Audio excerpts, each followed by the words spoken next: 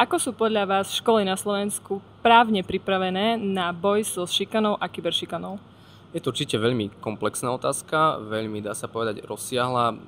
Určite, čo môžem povedať za nás, za spoločnosť osobný údaj SK, je to, že tých prípadov stále pribúda. Niekedy tých prípadov bolo možno menej, ale naozaj posledné mesiace ukazujú, že tých prípadov pribúdajú desiatky. Často sa na nás obracajú tie školy s tým, že nemáme sa na koho obrátiť, nemáme dostatočné kapacity personálne, právne, psychologické, žiadame vás o pomoc. A preto vnímam aj tú našu úlohu v tom, že vieme im poskytnúť tú právnu podporu, vieme im poskytnúť naozaj ten servis tak, aby naozaj každý ten prípad sa vyriešil a aby tá škola hlavne bola ochránená a hlavne to dieťa, aby našlo to riešenie. Aká je podstata vašej služby?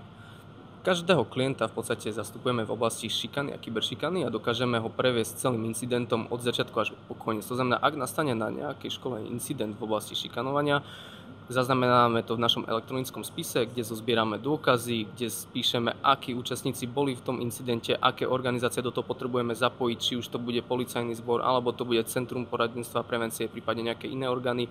Prevedieme vlastne štatutára školy a triedneho učiteľa celým tým procesom, následkom čoho zistíme, čo sa vlastne stalo a ako to treba riešiť. Pretože niekedy sa tá počiatočná šikana ukáže ako niečo úplne iné a naopak niekedy sa to úplne ľahké podozrenie preukáže, že je ťažká forma šikany. A vďaka tomuto procesu vieme, čo robiť s tým klientom. Či ide o podanie nejakého neodkladného opatrenia, trestného oznámenia, prípadne či vieme nejakým iným spôsobom pomôcť pedagógovi, žiakovi, riaditeľovi a takýmto spôsobom mu poskytnúť tú podporu.